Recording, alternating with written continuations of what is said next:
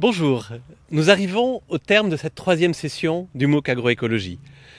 Nous espérons que cette formation vous a intéressé, qu'à travers ce parcours vous avez pu découvrir ce qu'est l'agroécologie et comment la mettre en œuvre à travers ce que l'on vous a apporté, mais aussi à travers les échanges que vous avez pu avoir entre vous.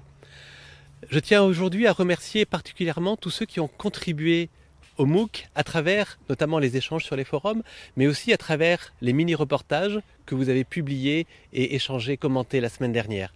C'est vraiment quelque chose qui nous tient à cœur que de pouvoir faire de ce MOOC un lieu de partage de connaissances où chacun, vous pouvez apporter votre expérience et faire profiter à tous finalement de la diversité de la communauté apprenante que nous formons. Donc dans quelques temps, les forums vont fermer, bien sûr vous pourrez continuer sur les réseaux sociaux, mais c'est vrai qu'une petite aventure se termine aujourd'hui. En fait, je pense qu'elle ne se termine pas vraiment, parce que chacun de vous, dans votre vie, en fonction de ce que vous êtes venu chercher pendant ce MOOC, vous allez pouvoir voir comment le faire en sorte que ça porte des fruits dans votre façon de comprendre les choses, comprendre l'évolution de l'agriculture, mais aussi d'agir pour cette transition agroécologique dont on a tant besoin.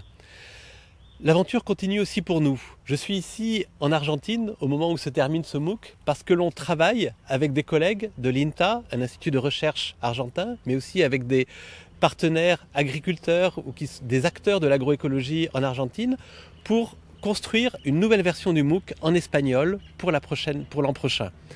Donc ça va permettre d'une part d'élargir les personnes qui vont pouvoir être formées à partir du MOOC, en touchant notamment toutes celles qui parlent espagnol, mais également de pouvoir enrichir les MOOC, les versions françaises et anglaises, de l'expérience, des connaissances, des réflexions qui sont menées ici en Argentine et sur le continent sud-américain, continent qui a vu naître l'agroécologie il y a plusieurs décennies.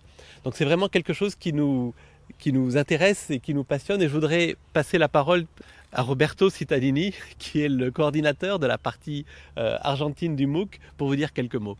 Buenos días a todos y todas, bonjour à vous.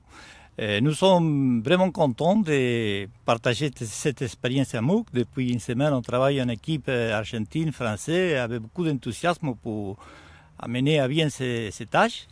Et on remercie aussi à vous parce qu'on est fondé en grande partie à partir de l'expérience des différents cours MOOC qui ont été faits déjà à partir de Supagro.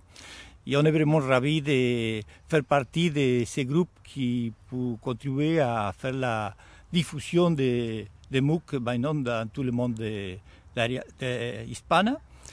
L'agroécologie contribue à ça. Merci beaucoup.